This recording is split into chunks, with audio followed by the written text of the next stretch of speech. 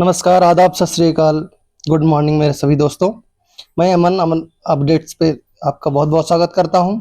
आज हम देखेंगे देश दुनिया से बनने वाले महत्वपूर्ण खबरों के बारे में और उनसे जुड़े महत्वपूर्ण करंट अफेयर के बारे में। तो हर दिन की तरह आज भी शुरुआत हमारी कुछ लाइनों से, कुछ विचारों से कल के रिकॉर्ड तोड़ने के लिए आज की सुर्खियों पर पकड़ मजबूत होनी चाहिए। तो कुछ इस तरह है, आज थोड़ा हम अपना खुद भी एडवर्टाइजमेंट कर रहे हैं।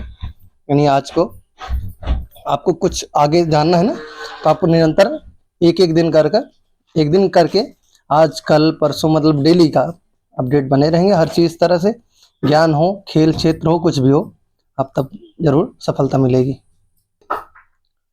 तो चलिए चलते हैं अपने पहले प्रश्न की ओर। पहला प्रश्न जो हमारा आज का है, हाल ही में रक्षा मंत्री राजनाथ सिंह द्वारा हरी झंडी दिखाकर रवाना किया गया समुद्र प्रदक्षिणा अभियान क्या है? तो यह भारत पहला त्रिसेवा महिला वैश्विक नौकायान अभियान है।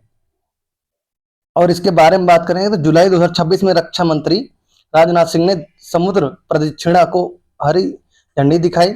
यह भारत का पहला त्रिसेवा ऑल वुमेन वैश्विक नौकायान अभियान है। इसमें भारतीय सेना, नौसेना और वायुसेना की 9 महिलाएं अधिकारी शामिल हैं, जिन्होंने IASB त्रिवेणी जहाज से 314 दिनों में लगभग 25,500 मील समुद्री यात्रा पूरी की है। आप देखेंगे तो ये महिलाओं का है, इसलिए और भी इंपॉर्टेंट बन जाता है। कौन सा है? त्रिसेवा ऑल वुमेन। और इसका नाम क्या है? समुद्र प्रदक्षिणा यह है। तो इसकी और देखेंगे तो जिस जहाजी बेड़े से गई हैं वो IASB त्रिवेणी। बहुत इंपॉर्टेंट, इस सारे जो 4-5 पॉइंट है सबके बहुत ज्यादा जरूरी है। दिन कितना? 314 दिन और 25,500 समुद्री मील की यात्रा पूरी करेंगे। ये महिलाओं का है, इसलिए और भी इंपॉर्टेंट हो जाता है क्योंकि पहली बार भी हुआ है। और जुलाई तक अपडेटेड कुछ अगर अभियानों की बात करें जो भारत सरकार द्वारा की गई हैं, तो प्रारंभ 2026 की बात करें तो वित्त मंत्रालय द्वारा नए आयकर अधिनियम के बारे में करदाताओं को जागरूक करने और कर प्रणाली को सरल बनाने के लिए शुरू किया गया राष्ट्रव्यापी अभियान है। सेहत मिशन की बात करेंगे तो कृषि और स्वास्थ्य मंत्रालय द्वारा कृषि बेहतर स्वास्थ्य और पोषण को आपस में जोड़कर देश में पौष्टिक फसलों को बढ़ावा देने का संयुक्त अभियान है। आप इसको याद जरूर करिएगा, बहुत अच्छे से कीजिए, क्योंकि जब सेहत मिशन की बात आएगी ना तो लोग ज्यादातर सोचेंगे कि लोगों के स्वास्थ्य के बारे में है, पर कृषि और स्वास्थ्य मंत्रालय द्वारा फसलों के यानी कृषि को बेहतर स्वास्थ्य और पोषण के लिए है। और बायो फार्मा शक्ति मिशन की बात करें, भारत को कैंसर और डायबिटीज जैसे गंभीर बीमारियों की आधुनिक जैव औषधि का वैश्विक उत्पादन केंद्र बनाने के लिए घोषित अभियान है यह। और अगले अभियान की ओर बढ़ते हैं तो जो स्वच्छता पखवाड़ा 2026 का अभियान है, इसके तहत सांख्यिकी और कार्यान्वयन मंत्रालय द्वारा जुलाई 2026 में digital house keeping, e office प्रथाओं और पर्यावरण स्थिरता के लिए चलाया गया अभियान है। भारत इनोवेट्स 2026 जो अभियान है, इसके बारे में देखेंगे तो वैश्विक मंच पर भारतीय डीप टेक स्टार्टअप्स, शोधकर्ताओं और नवाचारों को प्रदर्शित करने के लिए अंतरराष्ट्रीय सहयोग चलाया गया तकनीक अभियान है। दूसरे प्रश्न की ओर बढ़ते हैं तो दूसरा प्रश्न हमारा होगा, भारत के सार्वजनिक क्षेत्र के बैंक ने हाल ही में देश का पहला बैंक नेतृत्व वाला क्वांटम फाइनेंस हब स्थापित करने के लिए आंध्र प्रदेश सरकार के साथ समझौता ज्ञापन पर हस्ताक्षर किया है। तो जो इसकी पंजाब नेशनल बैंक है उसके द्वारा यह ज्ञापन समझौता हस्ताक्षर किया गया है। अगर इसके बारे में देखेंगे तो पंजाब नेशनल बैंक ने आंध्र प्रदेश सरकार के साथ मिलकर भारत का पहला बैंक संचालित क्वांटम फाइनेंस है, इसलिए महत्वपूर्ण बन जाता है। स्थापित करने के लिए एक महत्वपूर्ण समझौते पर हस्ताक्षर किए हैं। यह हब बैंकिंग सुरक्षा, धोखाधड़ी का पता लगाने के लिए वित्तीय डेटा के प्रबंधन, क्वांटम कंप्यूटिंग तकनीक का उपयोग करेगा। और जुलाई से जुड़े कुछ जैसे बैंक से रिलेटेड जो करंट अफेयर देखेंगे तो PNB जस्ट हमने देख के आया, जो आंध्र प्रदेश सरकार के साथ इसने समझौता ज्ञापन किया। RBI का पॉलीमार नोटों पर बड़ा कदम देखें तो जो पॉलीमर नोट है, नया अभियान है उसका कुछ। तो रिजर्व बैंक की मुद्रण शाखा ने भारतीय नोटों की सुरक्षा और टिकाऊपन बढ़ाने के लिए वैश्विक स्तर पर पॉलीमर सीट की आपूर्ति के लिए एक्सप्रेशन ऑफ इंटरेस्ट आमंत्रित किया है। तो जो अभी के नोट देखें, जो कागजी क्वालिटी है, थोड़ी सी अगर भीग भुग जाए तो दिक्कत हो जाती है, फट भी जाती है आसानी से, तो उसकी अच्छी क्वालिटी बढ़ाने के लिए उन्होंने पॉलीमर शीट की उपयोग करने का निर्णय लिया है। और गैर बैंक श्रेणी में नया रिकॉर्ड देखें तो आरबीआई ने एबिक्स कैश वर्ल्ड मनी को व्यापार प्रेरणा यानी ट्रेड रेमिटेंस प्रोसेस करने के लिए अधिकृत डीलर श्रेणी सेकंड के रूप में मंजूरी दी है, जिससे ऐसा करने वाली देश की पहली गैर बैंकिंग संस्था बन गई है। और पहला यूपीआई मील कार्ड लॉन्च करने की बात करें, जो फिनटेक प्लेटफॉर्म इंकास ने सीधे कॉर्पोरेट भोजन भत्ते से भुगतान करने की सुविधा देते हुए भारत का पहला यूपीआई सक्षम मील बेनिफिट कार्ड लॉन्च किया है। किसने? फिनटेक ने, फिनटेक प्लेटफॉर्म इंकास ने। और पूंजी बाजार के नए नियम की बात करें तो रिजर्व बैंक ऑफ इंडिया के नए दिशा निर्देशों के तहत 1 जुलाई 2026 से बैंकों द्वारा पूंजी बाजार मध्यस्थों को मालिकाना व्यापार पर प्रतिभूतियां खरीदने के लिए फंडिंग देने पर पूरी तरह रोक लगा दी गई है और तनावग्रस्त संपत्तियों पर सख्त गाइडलाइन जारी की गई है। आरबीआई ने बैड लोन के समाधान के लिए कड़े नियम जारी किए हैं, जिसके तहत अब बैंक या एनबीएफसी अधिग्रहित डिफॉल्ट स्टेट्स को वापस मूल डिफॉल्टर कर्जदार को नहीं बेच सकेगा। और bank credit of deposit growth data की बात करें, आरबीआई के हालिया पाक्षिक आंकड़ों के अनुसार मध्य जुलाई तक भारत की बैंक क्रेडिट ग्रोथ सालाना आधार पर मामूली रूप से घटकर 17.7% रह गई है, जबकि डिपॉजिट ग्रोथ 12.7% थे। और रेपो रेट की बात करें तो जून जुलाई 2026 की मौद्रिक नीति समीक्षा के अनुसार गवर्नर संजय मल्होत्रा की अध्यक्षता वाली एमपीसी ने नीतिगत रेपो रेट की 5.2% पर अपरिवर्तित बनाए रखा है। क्रेडिट कार्ड रिवार्ड और लाउंस एक्सेस नियम की बात करें तो स्टेट बैंक ऑफ इंडिया ने और एचडीएफसी बैंक ने 1 जुलाई 2026 से अपने क्रेडिट कार्ड्स के रिवार्ड पॉइंट्स स्ट्रक्चर और एयरपोर्ट लाउंज एक्सेस की पात्रता नियमों में बड़े फेरबदल की है। और नॉन रेसिडेंट फिक्स्ड डिपॉजिट की बात करें, जो एनआरईएफडी है, तो जुलाई 2026 में प्रवासी भारतीयों के लिए एनआरईएफडी दरों में बढ़ोतरी देखी गई है, जिससे प्रमुख सार्वजनिक बैंकों में पीएनबी में 444 दिनों की डिपॉजिट पर 6.60 ब्याज के साथ सार्वजनिक क्षेत्र में शीर्ष पर बना हुआ है।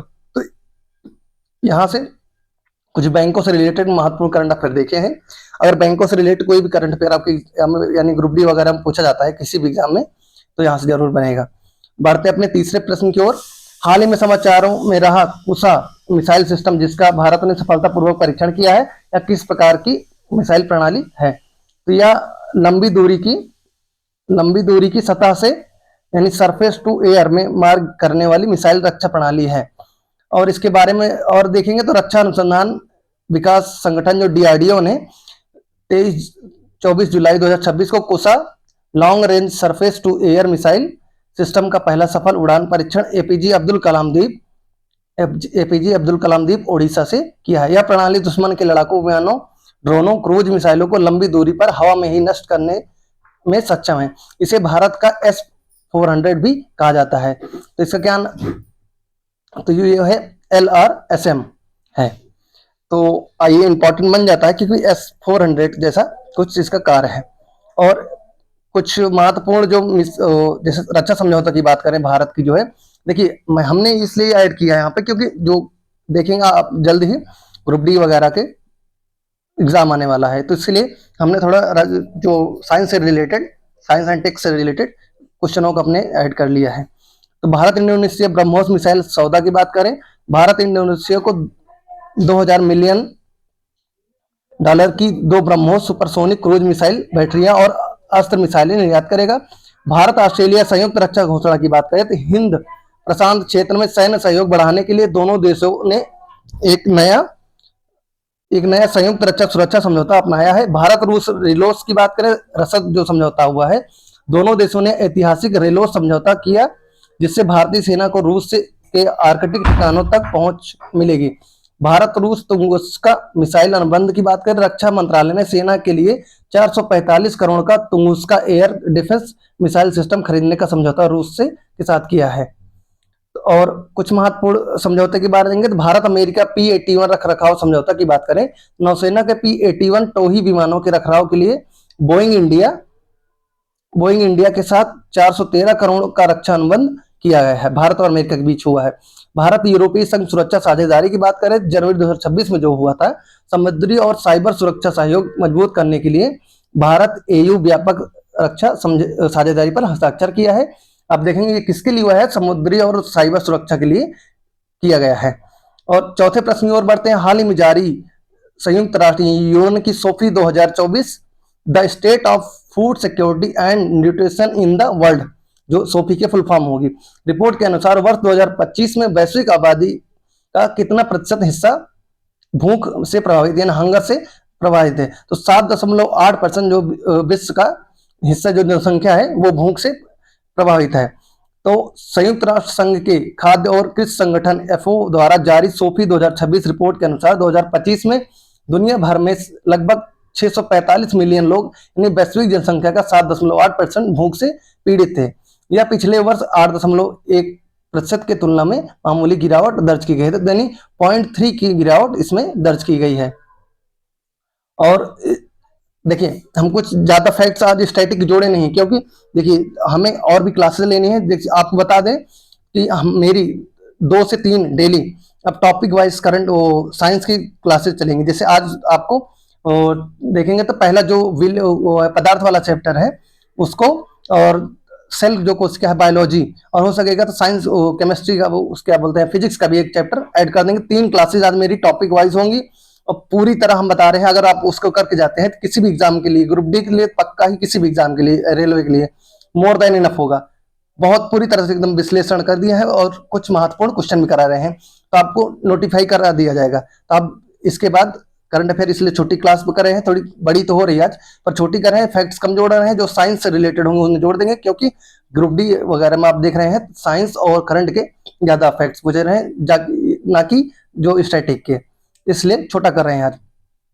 और देखेंगे तो इसमें किस देश के साथ संयुक्त राज्य अमेरिका यानी यूएसए ने हाल ही में ऐतिहासिक नागरिक परमाणु सहयोग समझौते पर हस्ताक्षर किए हैं, जिसे 123 समझौता कहा जाता है। तो 123 समझौता इंडिया के साथ भी हुआ था, तो सऊदी अरब के साथ नया समझौता हुआ है। तो सऊदी, अगर इसके बाद अमेरिका और सऊदी अरब ने नागरिक परमाणु सहयोग के लिए ऐतिहासिक 123 समझौते पर हस्ताक्षर किए हैं। अमेरिकी परमाणु ऊर्जा अधिनियम 1954 की धारा 123 के तहत यह समझौता किसी भी देश के साथ परमाणु सामग्री तकनीक साझा करने के लिए अनिवार्य होता है। भारत ने भी वर्ष 2008 में अमेरिका के साथ यह समझौता, लेकिन जैसे हमने बताया ना कि भारत के साथ भी यह समझौता हुआ है, तो 2008 में भारत के साथ हुआ है। इसलिए देखिए आप सऊदी अरब ने किया तो इंपॉर्टेंट है, पर अब यहाँ से ये ज्यादा महत्वपूर्ण हो जाता है, भारत अमेरिका के साथ कब हुआ था, तो 2008 में हुआ था। और कुछ महत्वपूर्ण अमेरिका की करंट अफेयर की बात देख लें, तो क्योंकि देखिए अमेरिका, चीन, रसिया ये सब विकसित देश है, तो इनके बारे में करंट अफेयर ज्यादा पूछेंगे। अगर वर्ल्ड अंतरराष्ट्रीय स्तर पर करंट अफेयर पूछता है तो अमेरिका से रिलेटेड आज कुछ महत्वपूर्ण करंट अफेयर देखेंगे। तो अमेरिका की नई टैरिफ नीति देखें, जुलाई 2026 में जो लागू है, अमेरिका ने जबरन श्रम की चिंताओं को लेकर भारत सहित 60 व्यापारिक भागीदारों पर 10% से 12.2% तक नया टैरिफ लगाने की घोषणा की है, जिसमें भारत को 10% श्रेणी में रखा गया है। भारत अमेरिका अंतरिम व्यापार समझौता की बात करें, फिलीपींस के मनीला में आसियान बैठक के दौरान भारतीय विदेश मंत्री एस जयशंकर और अमेरिका विदेश मंत्री मार्को रूबियो के बीच हुई बैठक में भारत अमेरिका व्यापार समझौता को लगभग पूर्ण घोषित किया गया। अमेरिका ईरान इराक सैन्य तनाव की बात करें तो स्टेट ऑफ हॉर्मुज व्यापारिक मार्ग पर जहाजों पर हमलों के विरोध में भारतीय अमेरिकी सेना ने जुलाई 2026 में ईरान पर सैन्य ठिकानों पर लगातार हवाई हमले किए हैं। और कुछ करंट अफेयर देखें, ऐतिहासिक यूएस सऊदी परमाणु समझौता की बात करें, जस्ट हमने देखा तो 123 समझौता हुआ है सऊदी अरब के साथ। और कुछ देखेंगे तो जो रिम्पैक युद्धाभ्यास 2026 की बात करें, दुनिया के सबसे बड़े अंतरराष्ट्रीय समुद्री युद्धाभ्यास रिम्पैक पैसिफिक 2026 की मेजबानी संयुक्त राज्य अमेरिका कर रहा है इस बार। और जो जेनेरिक दवाओं पर आयात शुल्क में छूट की बात करें तो राष्ट्रपति डोनाल्ड ट्रंप ने घोषणा की है कि अमेरिकी घरेलू फार्मा उत्पादन को बढ़ाने के लिए अगस्त 2026 से आगामी 2 वर्षों के लिए आयातित जेनेरिक दवाओं पर टैरिफ को शून्य कर दिया है, यानी उस पे जो शुल्क लगने जो टैरिफ लगती है उसको जीरो कर दिया है जेनेरिक दवाओं के लिए। और QS world futures skills index 2026 की बात करें, हाल ही में जारी वैश्विक QS world future skills index की बात करें, इसमें जो है अमेरिका अमेरिका इस पे शीर्ष पर रहा है, जबकि इस सूचकांक में भारत 13वें स्थान पर रहा है। और कुछ देखेंगे तो हुरुन ग्लोबल यूनिकॉर्न इंडेक्स की बात करें, वैश्विक स्तर पर सबसे ज्यादा स्टार्टअप यूनिकॉर्न कंपनियों की सूची वाले हुरुन ग्लोबल यूनिकॉर्न इंडेक्स में अमेरिका पहले स्थान पर बरकरार है, भारत इस सूची में चौथे स्थान पर है। बड़ा कारपोरेट मर्जर होल्ड की बात करें, अमेरिकी संघीय अदालत ने एकाधिकार विरोधी चिंताओं के कारण पैरामाउंट स्काई डांस और वार्नर ब्रदर्स डिस्कवरी के बीच होने वाले 110 मिलियन यूएस के महाविलय पर अस्थायी रोक लगा दी है। नीता अंबानी को वैश्विक सम्मान की बात करें, जुलाई 2026 में अमेरिका के फ्लोरिडा स्थित टैंपा शहर में प्रसिद्ध भारतीय परोपकारी नीता अंबानी को ह्यूमैनिटेरियन अवार्ड और प्रतिष्ठित की of the city of Tampa से सम्मानित किया गया है। बढ़ते अपने छठे प्रश्न की ओर, किस राज्य की वोखा जिले के यूखुम गांव में शोधकर्ताओं ने भारत की सबसे बड़ी बिना डंक वाली मधुमक्खी की एक नई भूमिगत प्रजाति जो टेट्रागोनुला यूकुमेसिस की खोज की है? तो जस्ट अभी देखेंगे तो ये नागालैंड में इसकी खोज की गई है। वैज्ञानिकों ने नागालैंड की वोखा जिले के यूखुम गांव में टेट्रागोनुला यूकुमेसिस नामक बिना डंक वाली, ये बिना डंक वाली इसलिए इंपॉर्टेंट भी हो जा रही है और नई खोज हुई है इसलिए इंपॉर्टेंट है। एक नई भूमिगत प्रजाति खोजी गई है।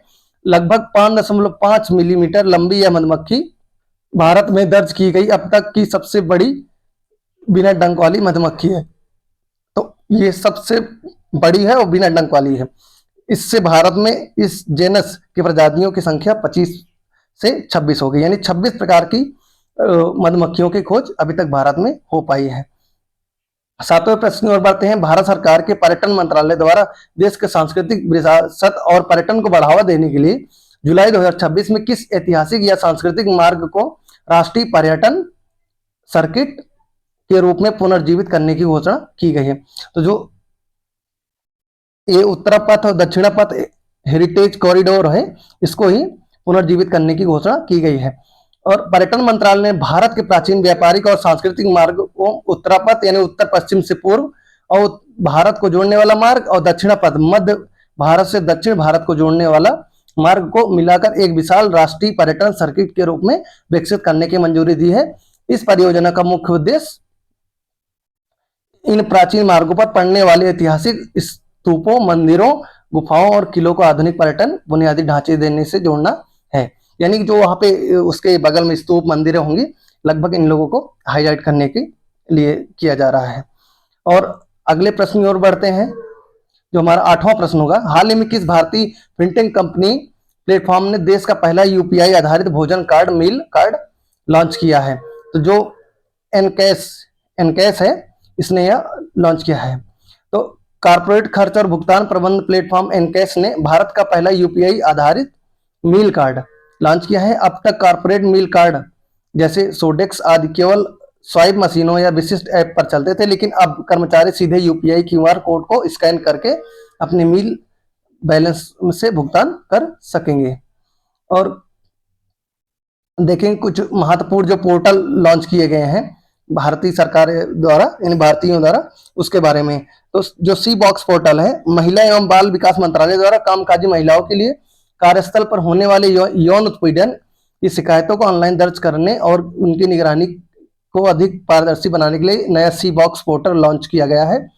और पीएमएजे की बात करें, प्रधानमंत्री अनुसूचित जाति अभ्युदय योजना की बात करें, सामाजिक न्याय और आधिकारिक मंत्रालय द्वारा अनुसूचित जाति समुदाय के कल्याण के लिए चल रही योजनाओं के कार्यान्वयन को पूरी तरह डिजिटल और पेपरलेस बनाने के लिए पीएमएजे पोर्टल शुरू किया गया है। अब देखेंगे, देखिए पीएमएजे पोर्टल तो ठीक है, पर इसमें अब जो है विशेषकर रेलवे थोड़ा पैटर्न ऐसे बनाता है कि जैसे अब पीएमएजे वाई पोर्टल है, इसको किस मंत्रालय द्वारा लॉन्च किया है, तो जो सामाजिक न्याय और अधिकारिता मंत्रालय है, इसके द्वारा यह लॉन्च किया गया है। और भूनीर पोर्टल की बात करें, जल शक्ति मंत्रालय के तहत केंद्रीय भूजल प्राधिकरण द्वारा देश भर में भूजल विनिमय, आसान मैपिंग और एनओसी प्रबंधन को पूरी तरह पारदर्शी बनाने के लिए भूनीर पोर्टल लॉन्च किया गया है।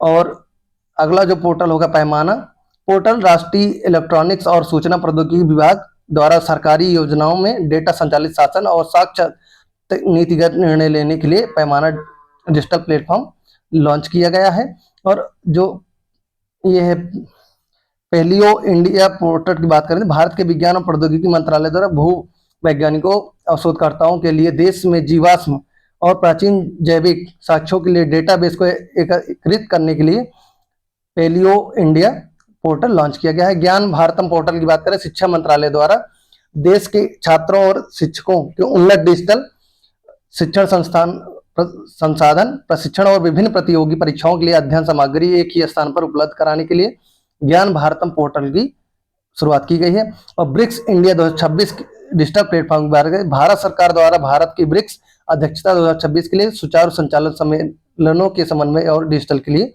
इसे लॉन्च किया गया है। सहयोग को मजबूत करने के लिए ब्रिक्स इंडिया 2026 प्लेटफॉर्म को लॉन्च किया है। 9वें प्रश्न देखते हैं, तो भारत सरकार ने देश के मसाला क्षेत्र को मजबूत करने, गुणवत्ता में सुधार करने और वैश्विक बाजार में निर्यात को बढ़ावा देने के लिए कौन सा मिशन शुरू किया है? मिशन गोल्डन स्वाइप, इस मिशन को शुरू किया गया है। भारत सरकार ने भारतीय मसालों की गुणवत्ता सुधारने, मूल्य संवर्धन यानी वैल्यू एडिशन को बढ़ावा देने और वैश्विक निर्यात बढ़ाने के लिए मिशन गोल्डन स्वाइप की शुरुआत की है। और कुछ महत्वपूर्ण जो मिशन देखेंगे जो लेटेस्ट अपडेट के हिसाब से, तो राष्ट्रीय प्राकृतिक खेती मिशन की बात करें, कैबिनेट द्वारा अनुमोदित इस मिशन के तहत जुलाई 2026 तक देश भर में 18,893 क्लस्टर स्थापित कर 20.9 लाख से अधिक किसानों और 10.32 लाख हेक्टेयर भूमि को रासायनिक मुक्त खेती से जोड़ा जा चुका है।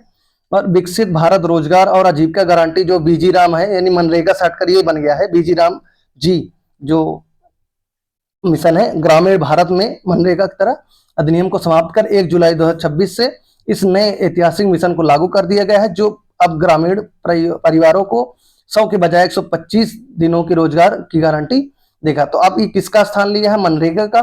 कब से लागू हुआ है? 1 जुलाई 2026 से, और 100 दिन की बजाय अब 125 दिनों की कानूनी गारंटी दी गई है। आयुष्मान भारत डिजिटल मिशन की बात करें तो इस राष्ट्रीय स्वास्थ्य मिशन के तहत एक नया रिकॉर्ड बनाते हुए 20 जुलाई 2026 तक देश में 94.87 करोड़ से अधिक आभा आईडी कार्ड जारी किए जा चुके हैं। और जो गगनयान और अंतरिक्ष मिशन इसरो द्वारा है, भारत के राष्ट्रीय अंतरिक्ष मिशन के तहत 20 जुलाई 2026 तक देश में अंतरिक्ष स्टार्टअप की संख्या 400 के पार पहुंच गई है। और एक्सियोम 4 व स्पेडेक्स मिशन के सफल परीक्षण से भारत के मानव अंतरिक्ष मिशन को बड़ी मजबूती मिली है। मिशन गोल्डन मसाला की बात करें, जस्ट हमने देखा ही कि केंद्रीय उत्तर पूर्वी क्षेत्र विकास मंत्रालय द्वारा जुलाई 2026 के देश मसाला मूल्य श्रृंखला को मजबूत करने और मेघालय की प्रसिद्ध लाकाडोंग हल्दी को वैश्विक बाजार में बढ़ावा देने के लिए इस विशेष राष्ट्रीय मिशन की शुरुआत की गई है। आखिरी जो 10वां प्रश्न है उसकी तरफ बढ़ते हैं, तो वर्ष 2026 के लिए आपदा जोखिम न्यूनीकरण यानी डिजास्टर रिस्क रिडक्शन DRR पर ब्रिक्स मंत्री स्तरीय बैठक 24 जुलाई 2026 को भारत की अध्यक्षता में किस शहर में आयोजित की गई? यानी जो मंत्री स्तरीय बैठक है इसकी ब्रिक्स मंत्री स्तरीय बैठक बात करें तो 24 जुलाई को हुई है, और ये नई दिल्ली में इसका आयोजन किया गया है। और भारत ने अपनी ब्रिक्स अध्यक्षता 2026 के तहत 24 जुलाई 2026 को नई दिल्ली में आपदा जोखिम न्यूनीकरण पर ब्रिक्स मंत्री स्तरीय बैठक की मेजबानी की है। इस बैठक का आयोजन गृह मंत्रालय के तहत राष्ट्रीय आपदा प्रबंधन प्राधिकरण NDMA द्वारा किया था। इसकी theme building for resilience, innovation, corporation and sustainability थी। और देखेंगे आज ब्रिक्स के कई पार्ट हो रहे हैं, कई पार्टों में हो रहा है, तो उसके बारे में हम पूरा देख लेते हैं। तो भारत की अध्यक्षता तहत ब्रिक्स 2026 के अंतर्गत मुख्य रूप से 3 प्रकार की बैठकें कार्यक्रम आयोजित किए जा रहे हैं, जिसमें राजनीतिक, सुरक्षा, आर्थिक एवं वित्तीय तथा सांस्कृतिक एवं लोगों तक संपर्क शामिल है।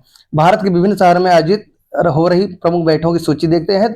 जो मुख्य शिखर सम्मेलन है, 18वां ब्रिक्स शिखर सम्मेलन की बात करें, यह मुख्य बैठक जिसमें सभी सदस्य देशों के राष्ट्राध्यक्ष शामिल होंगे, इसकी नई दिल्ली में आयोजित होगा, जो 12 से 13 सितंबर 2026 को होगा।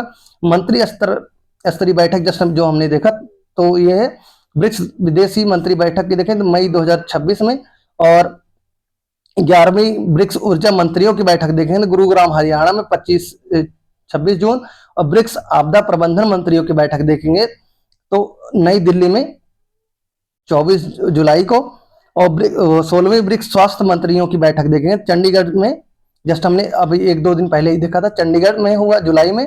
और ब्रिक्स महिला मंत्री स्तरीय बैठक की देखें तो नई दिल्ली वर्चुअली यानी जुलाई 2026 में हुई है। और देखेंगे तो कार्य समूह और अन्य फोरम की बात करें, दूसरा ब्रिक्स सांस्कृतिक कार्य समूह की बात करें तो वाराणसी उत्तर प्रदेश में 4 से 5 जून को होगा, जून में हुआ। और 13वां ब्रिक्स शहरीकरण फोरम की बात करें तो नई दिल्ली में 11 से 12 जून। राष्ट्रीय मानकीकरण निकायों की प्रमुख बैठक देखेंगे तो बेंगलुरु कर्नाटक में 16 से 17 जुलाई आयोजन हुआ। और छठा ब्रिक्स CCIWE वार्षिक सम्मेलन की बात करें तो नई दिल्ली मार्च 2026 में आयोजित हुआ। तो आप देख लेंगे, इसमें इंडिकेट भी है मुख्य केंद्र व शिखर सम्मेलन, आप ग्राफ में देख लें, PDF मिल जाएगी आपको। और अगला देखेंगे भारत की अध्यक्षता में आयोजित हो रहे बिल्डिंग रेजिलियंस, जस्ट हमने देखा भी। आधिकारिक theme building for resilience, innovation, corporation and sustainability, यानी लचीलापन, नवाचार, सहयोग और स्थिरता का निर्माण है। यह थीम प्रधानमंत्री नरेंद्र मोदी के humanity first and people centric यानी मानवता प्रथम और जन केंद्रित दृष्टिकोण से प्रेरित है, जिसे उन्होंने वैश्विक मंच पर रेखांकित किया गया है।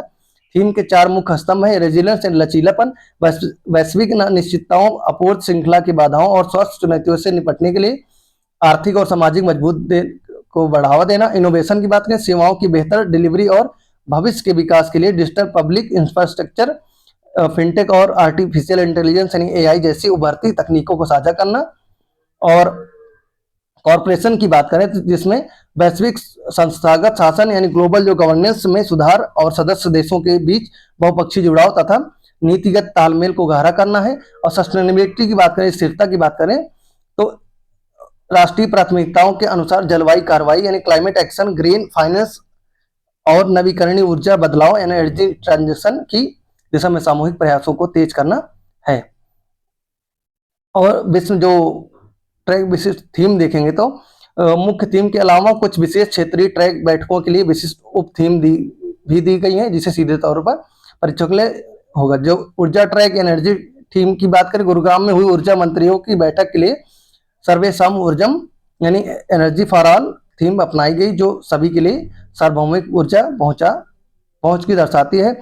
आपदा जोखिम न्यूनीकरण ट्रैक थीम की बात करें, नई दिल्ली में जो 24 जुलाई 2026 यानी कल ही हुआ अभी आयोजित आपदा मंत्रियों की बैठक के उच्च स्तरीय संवाद के लिए advancing climate smart and disaster resilience infrastructure system इसकी थीम रखा गया है, उप थीम है। तो इस तरह आज की हमारी क्लास थोड़ी लंबी हुई है, लंबी क्या चल रही है, इतने तो एवरेज लग ही जाएगा क्योंकि कंटेंट काफी ज्यादा है, इसलिए थोड़ा सा लंबा होगा। तो आज की क्लास हमारी यहीं तक, और अगली वीडियो हमारी जो होगी वो साइंस से रिलेटेड आपको दी जाएगी, और जो हमारी सीरीज चल रही थी ना वो टॉपिक वाइज करंट अफेयर, उसको भी आपको दिया जाएगा।